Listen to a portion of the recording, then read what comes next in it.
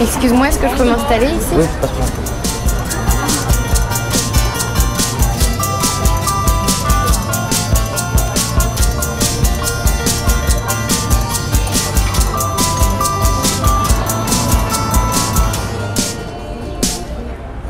T'as un cours sur les discriminations?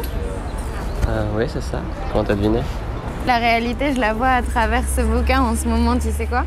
C'est la vie d'une jeune nana qui s'appelle Etty Hillesum. Et elle était installée à Amsterdam en fait au moment où il y avait la Seconde Guerre mondiale qui se déroulait sous ses yeux. Et elle a écrit en fait ses émotions au jour le jour. À partir de là, je veux partir à sa rencontre. Ça te dit?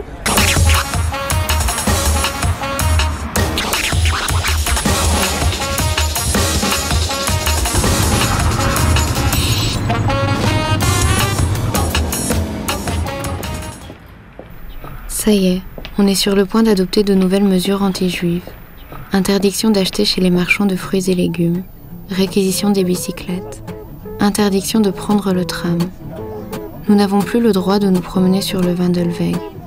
Le moindre groupe de 2 ou 3 arbres a été rebaptisé bois et porte un écriteau interdit aux juifs.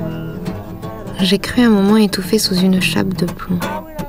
Pourtant il reste bien assez de place où vivre dans la joie, faire de la musique ensemble et s'aimer.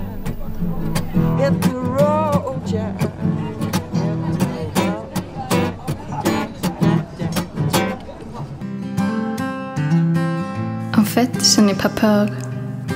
Pourtant, je ne suis pas brave, mais j'ai le sentiment d'avoir toujours affaire à des hommes. Et la volonté de comprendre autant que je le pourrais le comportement de tout un chacun.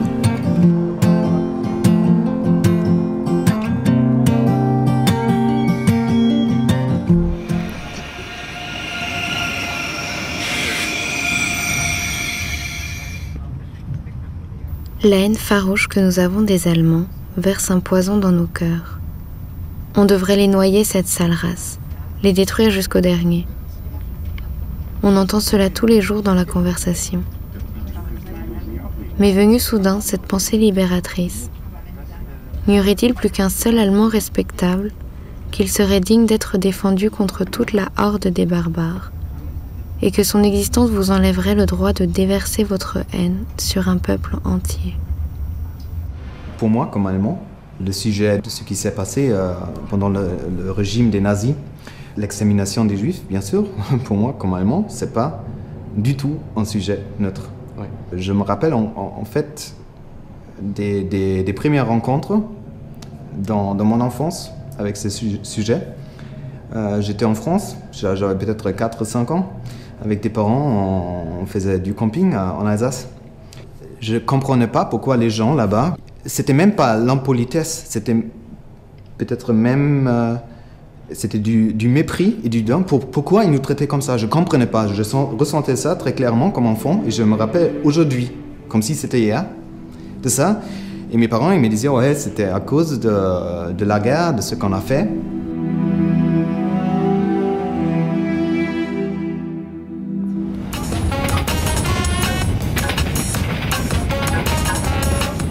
Auschwitz-Birkenau jest największym centrum hitlerowskiego ludobójstwa. Został założony przez Niemców w Oświęcimiu. Na początku głównie dla Polaków, dlatego pierwsi więźniowie polscy przybyli już tutaj 14 czerwca 1940 roku, a później z biegiem czasu to miejsce stało się centrum i w ogóle obozem zagłady międzynarodowym. Dlatego zginęło tutaj około 4 milionów ludzi z całej Europy.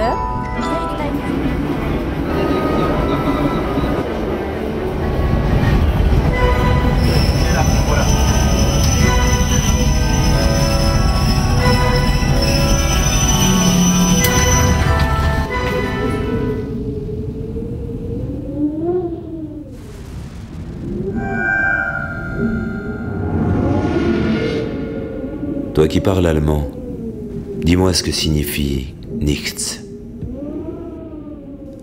C'est rien, absolument rien, un camp d'anéantissement.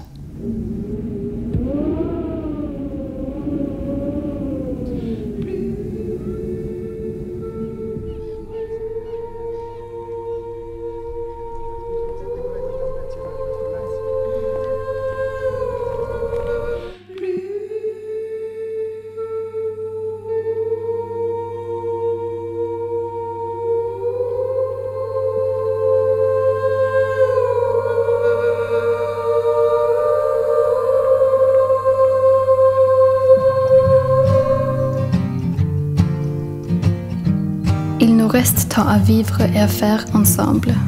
C'est pourquoi je vous crie, tenez fermement vos possessions intérieures une fois que vous les avez conquises. Et surtout, ne soyez pas triste ou désespéré en pensant à moi. Il n'y a vraiment pas de quoi. Je trouve la vie belle et riche de sens et je me sens libre. 1 year abroad, and I left my home, a backpack and alone.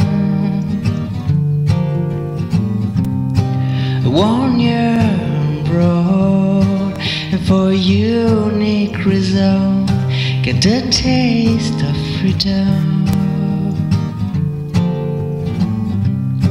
In Oval I settled down, in a place where smile is shown. I have to close my suitcase and return to the place where I belong, where on the redstone built my